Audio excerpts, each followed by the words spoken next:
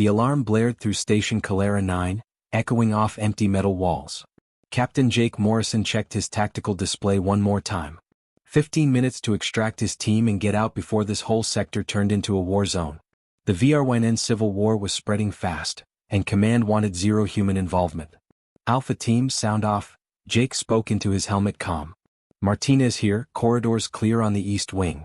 Tucker reporting, west wing is empty. Peterson, north side is good to go. Jake nodded to himself. Quick in, quick out.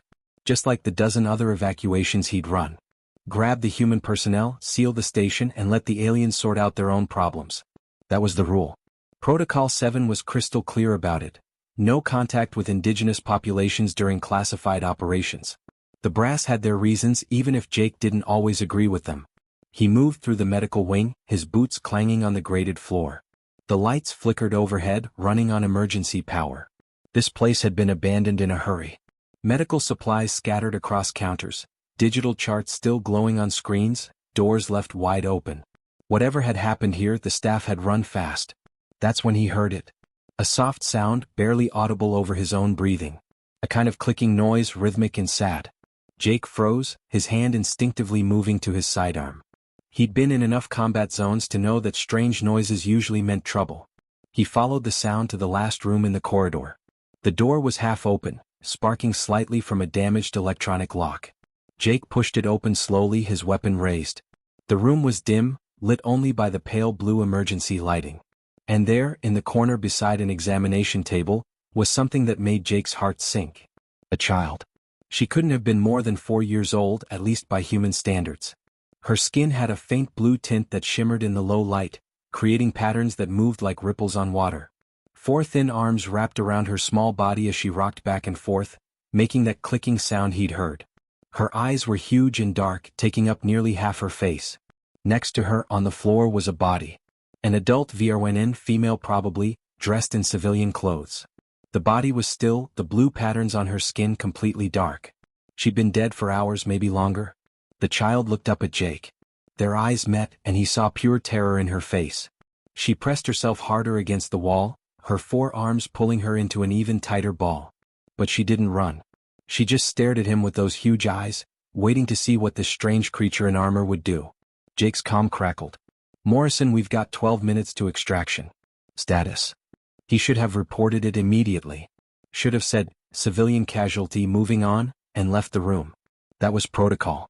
That was smart. That was what kept soldiers alive and missions clean. Instead, Jake slowly lowered his weapon and clipped it back to his belt. He raised his hands, palms out, the universal gesture for, I'm not a threat. He'd done this before with scared kids in human war zones. Slow movements. Soft voice. Show them you're safe. Hey there, he said quietly, even though she probably couldn't understand him. It's okay. I'm not going to hurt you. The child's clicking softened slightly. Her patterns flickered, creating waves of darker and lighter blue across her skin. Jake took one careful step closer, then crouched down to make himself smaller, less threatening. Morrison, do you copy? The comm again, more insistent. Yeah, I copy, Jake responded, not taking his eyes off the child. Command, we have a situation here. There was a brief pause, then General Hayes's voice cut through, sharp and annoyed. What kind of situation, Captain? You're on a timetable. Jake took a breath. There's a VRWN child here, sir. Maybe 4 years old. She's alone. There's a body, adult female, been dead for several hours. Not our problem, Morrison. Your orders are clear. Extract your team and move out. We don't get involved in local affairs. The child was watching him, her head tilted slightly. One of her small hands uncurled from around her body, reaching out toward him. Not far, just a few inches. Testing. Hoping. Afraid but desperate for help. Jake had 2 kids of his own back on Earth. His daughter Amy was about this age. He thought about her sitting alone in a dark room next to her mother's body, terrified, waiting for someone to help. The thought made his chest tight. Sir, she's just a kid. She'll die here if we leave her. That's not your call to make, Captain. Protocol 7 is in effect. You have 10 minutes to reach the extraction point. Hayes out. The comm went silent. Jake stared at that small hand still reaching out to him. 4 fingers instead of 5, blue instead of pink, but the gesture was the same. Every kid in every corner of the galaxy probably made that same motion when they were scared and alone. Please help me. Please don't leave me. His team was waiting. The extraction window was closing. Breaking Protocol 7 could mean a court-martial. Could mean the end of his career. Could spark a diplomatic incident that might get people killed. Jake looked at the child's face one more time. At the hope flickering in those huge dark eyes. Then he made his choice. He stepped forward slowly and knelt down beside her. She flinched but didn't pull away. Up close, he could see she was shaking, her whole body trembling with fear and cold and grief. "It's okay," he whispered. "I've got you." He reached out his hand. The child stared at it for a long moment, her patterns rippling with uncertainty. Then slowly she placed her small hand in his. Her skin was cool and smooth, not quite like human skin but close enough. Jake's calm exploded with voices. "Morrison, what are you doing?" Hayes demanded. "Bringing her home, sir," Jake said quietly. He carefully scooped the child into his arms. She was lighter than he expected, her 4 arms wrapping around his neck as she buried her face against his chest. He could feel her shaking against him. "Captain, you are directly violating orders. Stand down immediately." "Can't do that, sir." Jake stood up, cradling the child carefully. He started moving toward the corridor. "Martinez, Tucker, Peterson, meet me at the extraction point. We're leaving now. Morrison, if you do this, there will be consequences. Severe consequences." Jake looked down at the small alien child clinging to him, her patterns finally starting to glow a little brighter. "I understand, sir.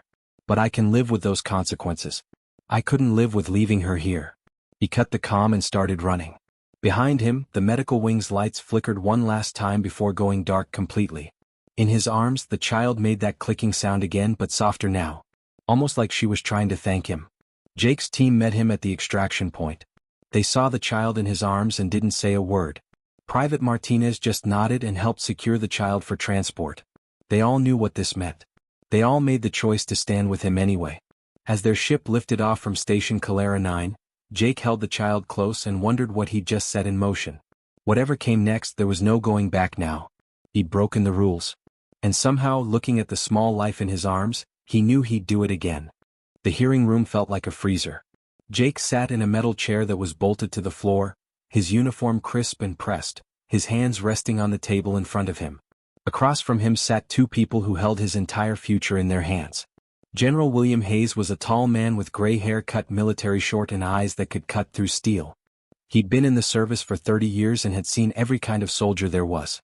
Next to him sat General Patricia Donovan, younger but no less intimidating. She had a reputation for being fair but absolutely ruthless when it came to following protocol. Between them, a large screen flickered to life.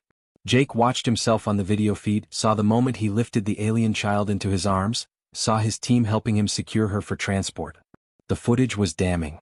There was no way to spin this, no way to pretend he'd misunderstood his orders. "Captain Morrison," Hayes began, his voice flat and cold. "Do you understand why you're here?" "Yes, sir." "Then let's be clear about what happened. At 0900 hours on November 3rd, you were given direct orders to evacuate Station Calera 9. Your mission parameters were explicit. Extract human personnel only. No interaction with indigenous populations. Do you recall receiving these orders?" "I do, sir." "And yet," Donovan tapped a button, freezing the video on Jake's face as he held the child, "you chose to ignore those orders. You brought an alien civilian aboard a military vessel during a classified operation.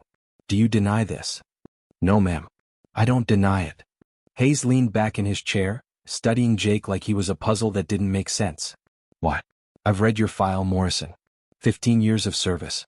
Decorated. Promoted twice for exceptional performance. You're not some rookie who panics under pressure. So I need to understand what you were thinking." Jake met his eyes. "I was thinking about a 4-year-old child sitting next to her dead mother in a dark room, sir. I was thinking that leaving her there to die wasn't something I could do." "Wasn't something you could do," Donovan repeated slowly. "Captain, do you have any idea what you've actually done here? This isn't about your feelings. This is about consequences." She pulled up another screen. It showed news feeds from 3 different VRNN factions. The headlines scrolled in translated text. "Human military kidnaps VRNN child. Coalition demands return of stolen citizen. Separatists claim humans harbor war criminals' daughter." "Within 6 hours of your ship docking," Donovan continued, "we had official complaints from both sides of the VRNN civil war. The coalition is accusing us of kidnapping. The separatists are claiming the child belongs to them. We've got diplomatic channels lighting up from a dozen different species wanting to know what humanity's position is on interfering in sovereign conflicts. Hayes pulled up more documents. We've had to divert 3 diplomatic ships to deal with this mess. The VRYNN coalition is threatening economic sanctions that would cripple our mining operations in the Outer Rim. That's 3 colonies, Morrison. 70,000 people whose livelihoods depend on that trade agreement. Jake felt his stomach tighten, but he kept his expression neutral. I understand that, sir. Do you? Hayes's voice rose slightly. Because I'm not sure you do. Protocol 7 exists for a reason. It's not about being cruel or heartless. It's about preventing exactly this kind of situation. We can't save every child in every war zone in the galaxy. If we tried, we'd be at war with everyone within a year. The child has a name, sir, Jake said quietly. Lyra.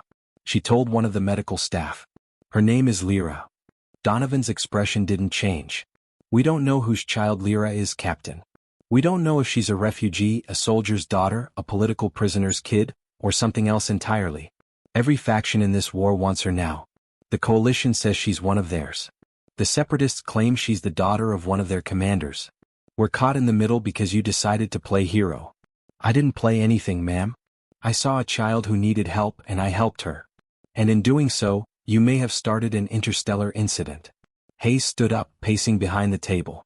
We've had 3 formal requests for the child's return. 3 different factions all claiming legal right to her. If we give her to the wrong one, we're taking a side in their civil war. If we keep her, we're violating their sovereignty.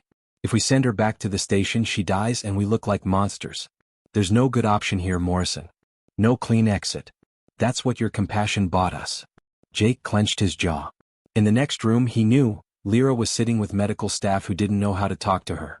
She'd been silent since they'd brought her aboard, refusing to eat, barely sleeping. The medical team said she showed signs of severe trauma. Of course she did. She'd watched her mother die and then been taken by strange creatures to a strange place where nothing made sense. What would you have had me do, sir? Jake asked. Honestly. You have kids, General Hayes. I've seen the photos on your desk. If that was your daughter sitting in that room, what would you want someone to do? Hayes's expression hardened. That's not relevant, Captain. We're not talking about human children. We're talking about strategic decisions that affect thousands of lives. She's still a child. She's a political problem now, Donovan cut in. And we need to figure out how to solve it. The tribunal is considering 3 options. 1. We return her to the VRYNN coalition and hope that satisfies them. 2. We attempt to negotiate with the separatists and turn her over to them. 3. We keep her here and weather whatever consequences come. Jake's hands tightened on the table. You can't send her back to either of those groups. You don't know what they'll do to her. Exactly, Hayes said. We don't know anything. That's the problem. We're making decisions in the dark because you brought an unknown variable into play. He sat back down, his eyes tired. You're confined to quarters until we make a final decision. No contact with the child. No communication with your team. Am I clear? Crystal clear, sir.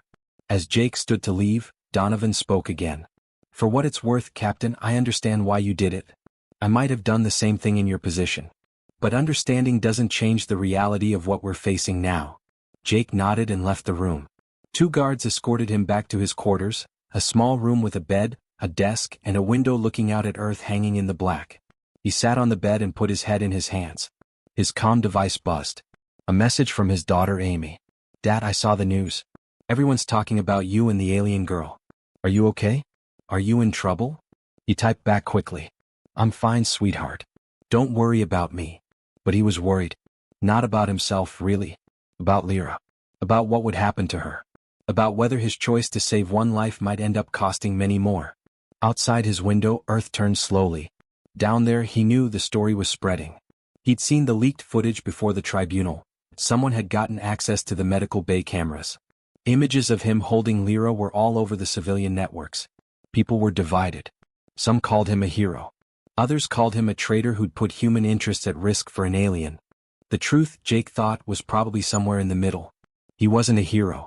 He was just a guy who couldn't leave a scared kid to die alone. Maybe that made him a bad soldier. Maybe it made him human. In another part of the facility, Lyra sat in a corner of her medical room, her blue patterns dim and sad, clicking softly to herself. She didn't understand the politics or the arguments.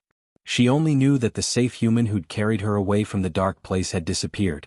And she was alone again. Lyra hadn't eaten in 3 days. The medical staff had tried everything they could think of. They'd consulted the VRNN dietary database, prepared 6 different types of nutrition paste, even attempted to replicate traditional VRNN foods based on what little information they had. Nothing worked. Dr. Rebecca Foster stood outside the observation window, watching the small alien child through the reinforced glass. Lyra sat in the corner of the sterile white room, her 4 arms wrapped tightly around her knees, rocking back and forth. Her blue patterns had faded to almost gray, pulsing weakly like a dying heartbeat. "She's going to die if this continues," Rebecca said to her assistant, Tom Bradford. "Her vitals are dropping. Whatever trauma she experienced, combined with the stress of being here, it's shutting her system down. What else can we do? We've tried everything." Rebecca sighed. "She needs something we can't give her. She needs to feel safe. And right now, in this white room with strangers poking at her, she's terrified." Through the glass, Lyra made that clicking sound again. It was softer now, weaker. Like she was giving up. In his quarters 3 floors up, Jake stared at the ceiling. He'd been confined for 2 days now. No contact with anyone except the guards who brought his meals. No news about what was happening with Lyra. No updates on the tribunal's decision. But he had his ways. Before they'd taken his official comm device, he'd slipped a personal tablet under his mattress. Against regulations, sure, but Jake had learned a long time ago that sometimes you needed backup plans. He pulled it out now and accessed the medical bay's observation feeds. It took some creative password guessing, but he'd watched the medical staff enough to know their patterns. When he saw Lyra on the screen, his chest tightened. She looked so small, so broken. The vibrant patterns he'd seen when he first found her were almost gone. She wasn't eating, wasn't moving much, just sitting there slowly fading away. Jake made a decision.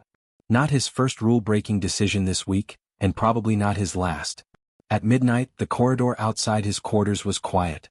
Jake had been watching the guard rotations for 2 days. He knew that Corporal Ryan Tucker pulled the night shift, and Ryan was a good guy. They'd served together before. Ryan had a kid sister about Lyra's age. Jake knocked on his door from the inside. Ryan opened it, looking confused. "I need to check on her," Jake said simply. Ryan should have refused. Should have reported it immediately.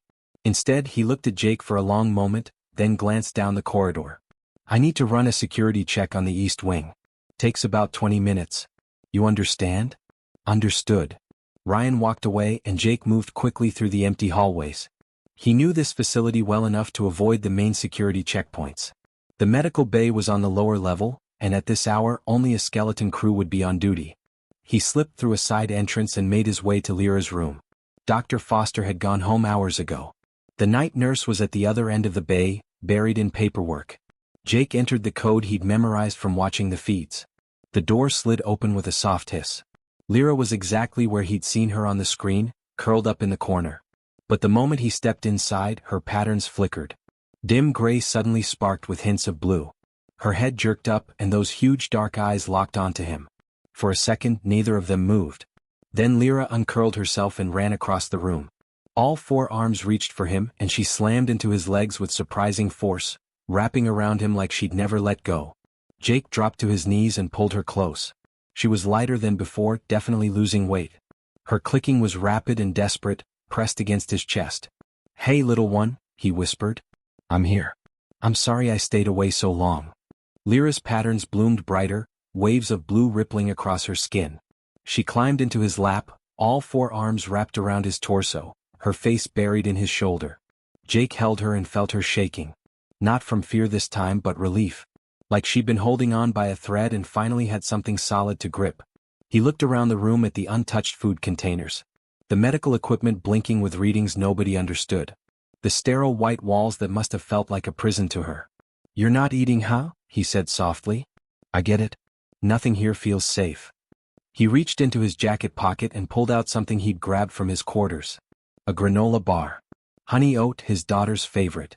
Completely not approved for alien biology, probably terrible for Lyra's system, but right now he didn't care about optimal nutrition. He cared about getting this kid to eat something, anything. He unwrapped it slowly. Lyra pulled back slightly, watching him with those huge eyes. Her nose slits flared, taking in the scent. Jake broke off a tiny piece and held it out. "I know it's not what you're used to," he said.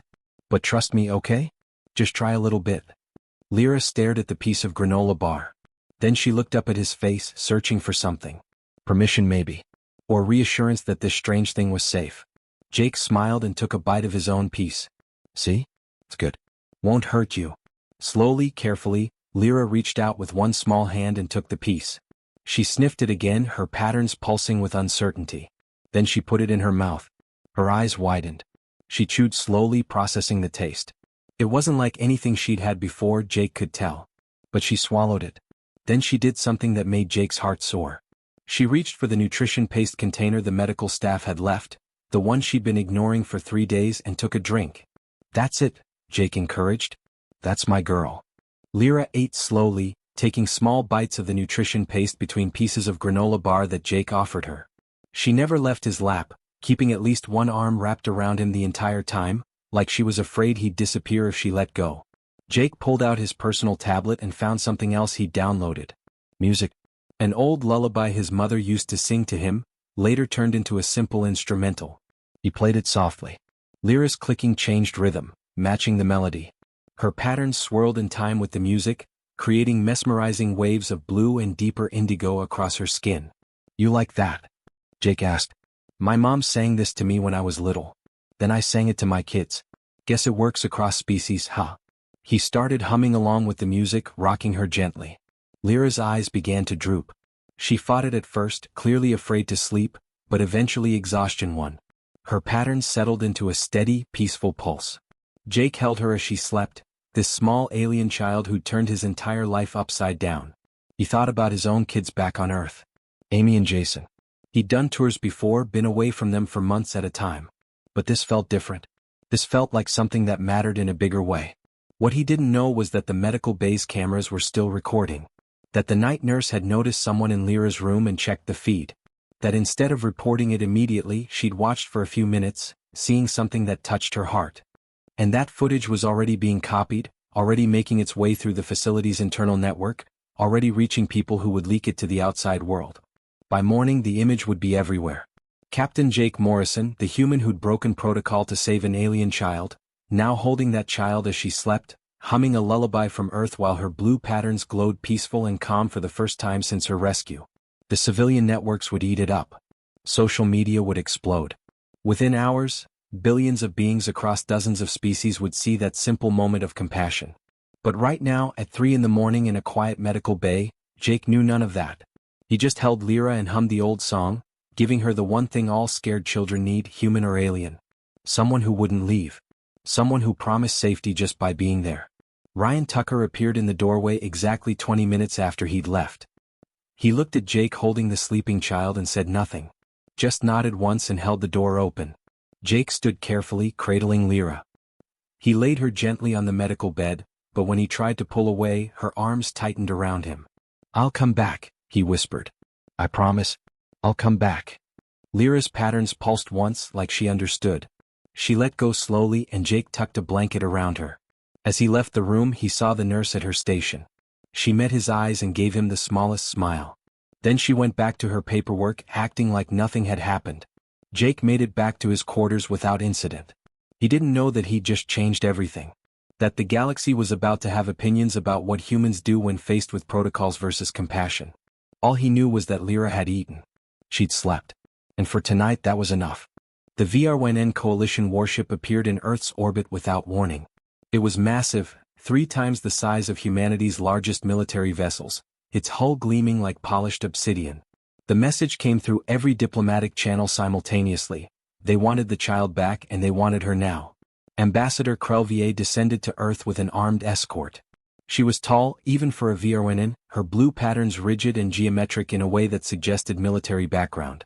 When she walked into the UN emergency session, every eye in the room turned to her. Jake watched from a side chamber, not allowed in the main hall but given access to the video feed. General Hayes and General Donovan sat at the human delegation table, their faces carefully neutral. Behind them, displays showed the VRNN warship hovering in orbit like a silent threat. Crelvier didn't waste time with pleasantries. She activated a holographic display that filled the center of the chamber. Images appeared, scrolling data, genetic markers, family records. The child you are holding is named Lyra, she began, her voice cold and precise through the translation device. She is the daughter of Commander Thekvier, leader of the Separatist military forces. Commander Thekvier is responsible for the deaths of over 14,000 coalition citizens. He is a war criminal by every standard of galactic law. Murmurs rippled through the assembly. Jake felt his stomach drop. In the room next door, Lyra was having lunch with Dr. Foster, completely unaware that her entire identity was being discussed by hundreds of politicians.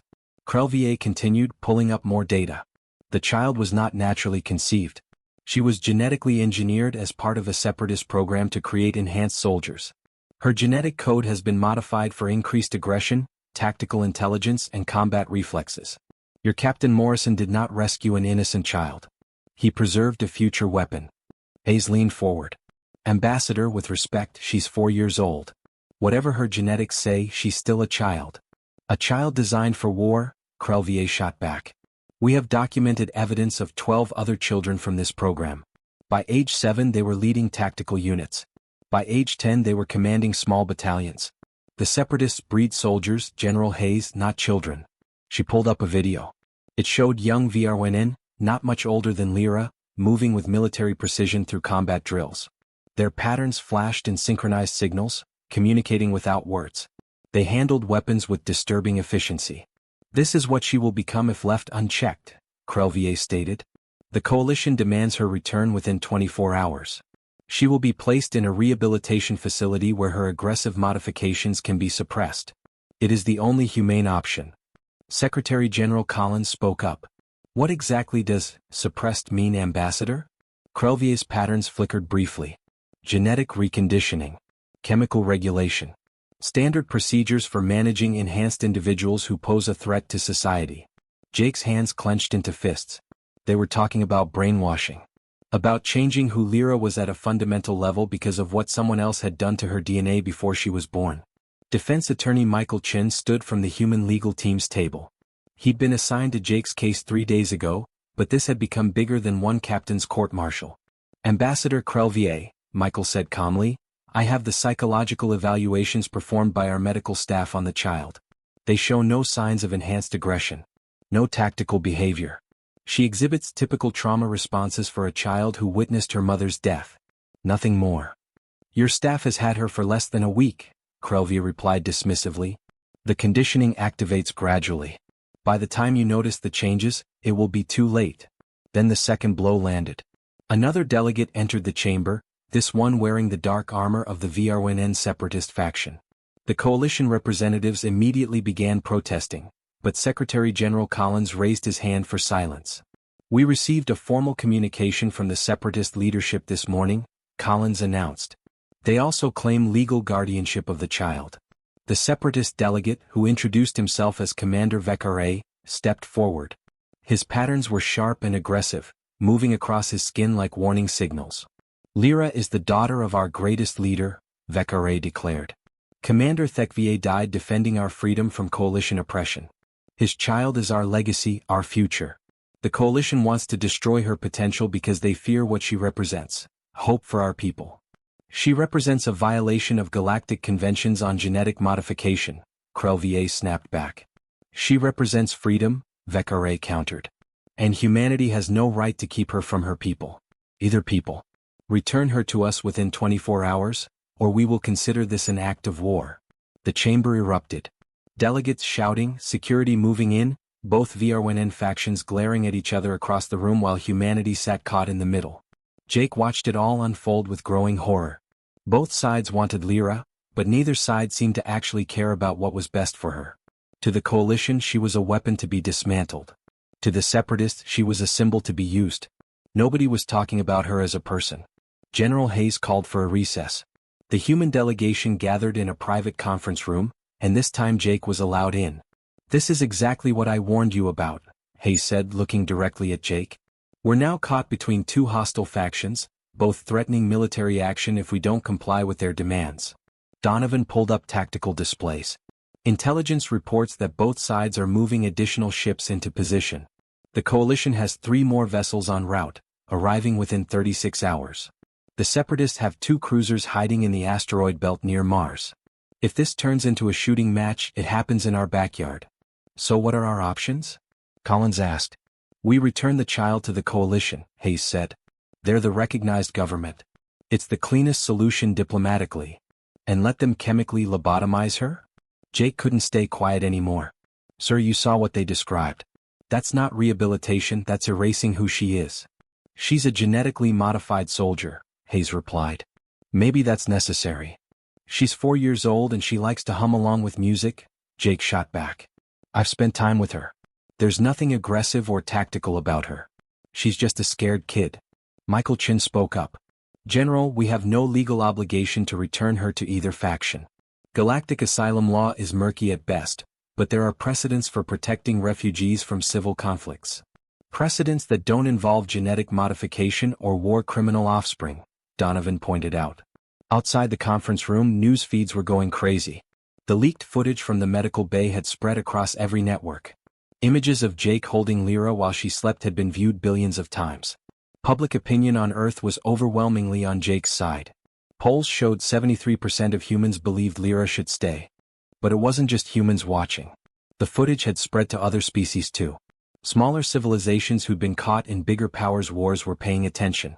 The Centauri Compact issued a statement supporting asylum. The Drell Union called for galactic review of genetic modification laws.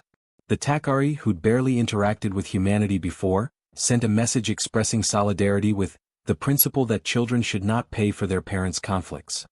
In her room, completely unaware of the political storm, Lyra sat with Dr. Foster. They were working with simple puzzles and Lyra was solving them faster than expected. Her patterns brightened with each success, a clear sign of happiness.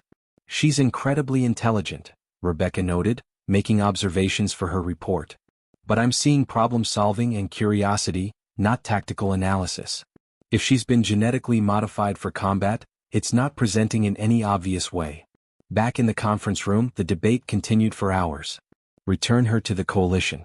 Return her to the separatists. Keep her and face the consequences. Every option had massive downsides. Finally, Jake spoke again. What if we let her choose? Everyone turned to look at him. She's 4, Hayes said flatly. But she won't always be 4. What if we offer asylum now, raise her here, and when she's old enough to make an informed choice, she decides for herself? Coalition, separatist, or stay with humanity? Her choice. That could take years, Donovan said. You think both sides will just wait? No, Michael said thoughtfully. But if we make it a formal proposal through the Interstellar Court, frame it as a rights issue rather than a political one, we might get enough support from other species to make military action politically costly for both VRWN factions. Hayes shook his head. That's a long shot. So is every other option, Jake replied. At least this one gives Lyra a future that's actually hers. The generals exchanged looks. Outside, the VRWN warship loomed in orbit, waiting for humanity's answer. The clock was ticking down on the 24-hour deadline. And somewhere in the facility, a small blue child hummed a lullaby she'd learned from a human captain, having no idea that her existence had become the focal point of an interstellar crisis. The question wasn't just about one child anymore. It was about what humanity stood for when the whole galaxy was watching. 22 hours remained on the ultimatum when both VRNN fleets began moving into attack positions. The coalition warships formed a blockade pattern above Earth's northern hemisphere. The separatist cruisers emerged from the asteroid belt, positioning themselves near the orbital stations where 15,000 civilians lived and worked. Jake stood in his quarters watching the tactical displays on his tablet. His hands were shaking. This wasn't some abstract political problem anymore. Real people were about to get caught in the crossfire because he picked up a child who needed help. His daughter Amy called on his personal line. Dad, they're saying there might be fighting. They're evacuating some of the outer stations. I know, sweetheart. Stay calm. It's going to be okay. Is it true? Is all of this because of the little girl you saved? Jake closed his eyes. Yeah, it's true. Then I'm proud of you, Dad. Whatever happens, I'm proud you did the right thing. After they disconnected, Jake sat in silence for a long moment. Then he made a decision. He requested an emergency meeting with the tribunal. They could court-martial him later, but right now he had something to say. General Hayes looked exhausted when Jake entered the conference room. Donovan wasn't much better. They'd been in crisis meetings for 18 straight hours, trying to find a solution that wouldn't end in combat. Captain Morrison, Hayes said wearily. Unless you've got a miracle, I don't have time for this. Sir, I request permission to address the UN Assembly. Directly. Hayes stared at him. You're confined to quarters pending court-martial. You think I'm going to let you grandstand in front of the entire world? Not grandstanding, sir. I want to take responsibility. All of it. This is my fault, my choice. Let me make a formal proposal to end this. Donovan leaned forward. What kind of proposal?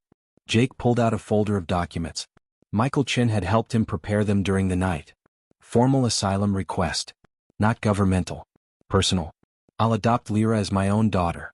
Human citizen. When she comes of age, she can choose where her loyalties lie, but until then she's under my protection as a private citizen, not a military asset. The VRNN factions already rejected that approach, Hayes said. They rejected it as a diplomatic position. But if I do it as an individual, as a father claiming his right to protect his child, it changes the frame. It's not humanity interfering in their war. It's one person who won't abandon a kid who needs him. Hayes rubbed his temples. That's semantic gymnastics, Morrison. Maybe. But it's also the truth. Jake met his eyes. Sir, you asked me what I was thinking when I brought her aboard. I was thinking that some things matter more than strategy. More than politics. If we're not willing to protect one child when we have the power to do so, what the hell are we doing out here in the first place? The room fell silent. Finally, Donovan spoke. General Collins is in emergency session right now. If we're going to do this, it needs to happen in the next 3 hours before both fleets open fire. Hayes stood and walked to the window, looking up at the stars where warships circled like sharks. If this doesn't work, Morrison, a lot of people might die. You understand that? I understand, sir. And you're willing to live with that? Jake thought about Lyra humming softly in her room while Dr. Foster read her a children's book translated into VRN. He thought about his own kids, what kind of universe he wanted them to grow up in. Sir, I'm willing to live with trying. I can't live with not trying. Ace turned back to him. You've got 2 hours to prepare. Make it count. The UN General Assembly chamber was packed. Every delegate present, every news network broadcasting live. Jake walked in wearing his dress uniform, aware that billions of beings across dozens of species were watching. But he wasn't looking at the cameras. He was looking at the section where they'd allowed Lyra to sit with Dr. Foster. She saw him and her patterns brightened immediately. She waved with 2 of her 4 arms, completely unaware of the weight of the moment. Jake stepped up to the podium. Ambassador Crelvier sat stone-faced in the coalition section. Commander Vecare glared from the separatist delegation. General Hayes and Donovan sat with the human military representatives, their expressions carefully neutral. My name is Captain Jake Morrison, he began, his voice steady. I'm the person responsible for this crisis. Not my government. Not humanity as a whole. Me. I made the choice to bring Lyra aboard my ship, and I'm here to explain why and what I'm proposing we do about it. He pulled up an image on the main display. It showed the room where he'd found Lyra, dark and abandoned, the small child curled up next to her mother's body. This is what I saw when I entered that medical bay. A 4-year-old who'd watched her parent die. Who was alone and terrified and had maybe hours left before she died too. I had orders not to interfere. I understood those orders. I broke them anyway.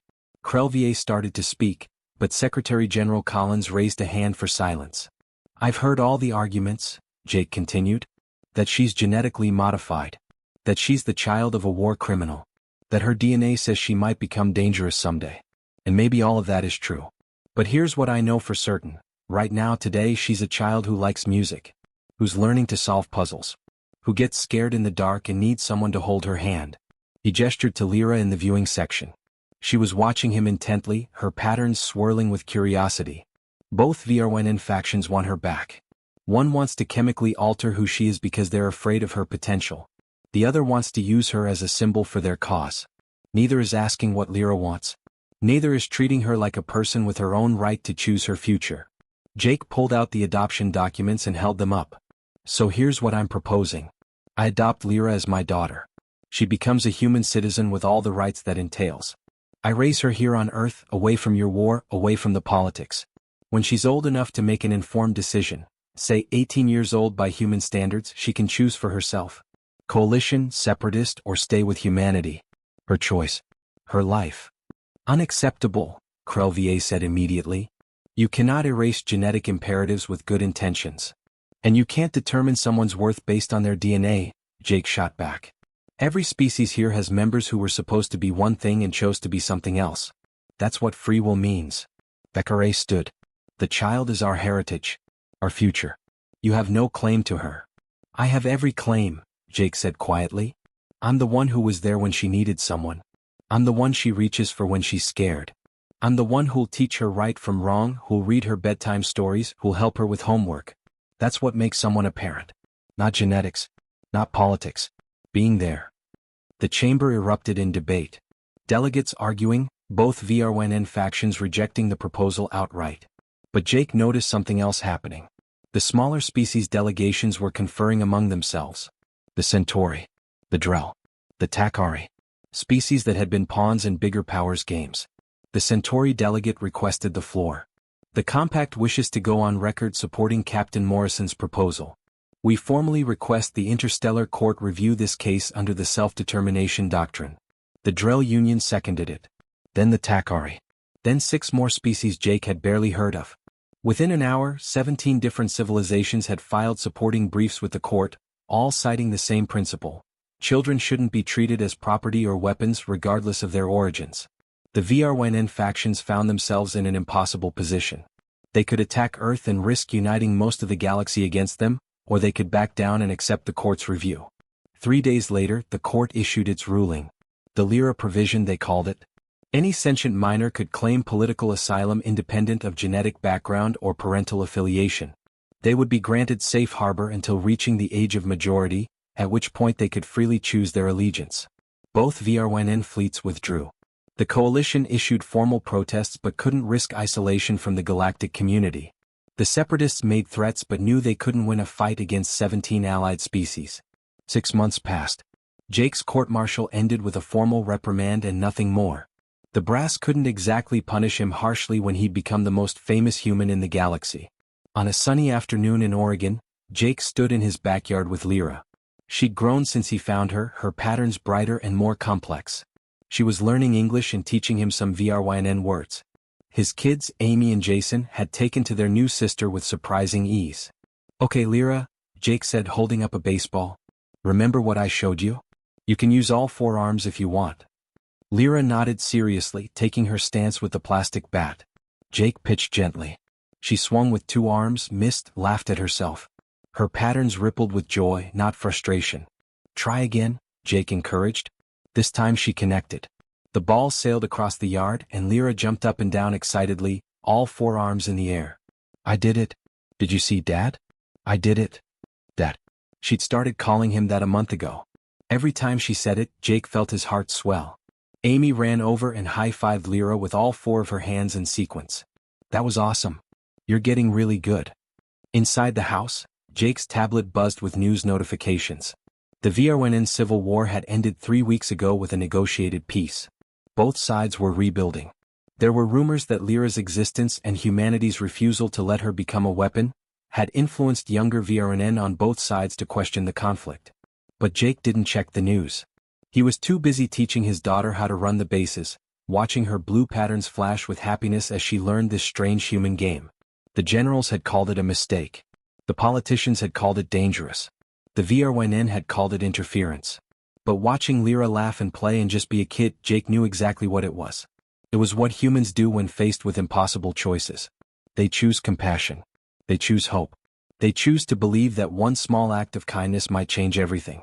And sometimes, just sometimes, they're right.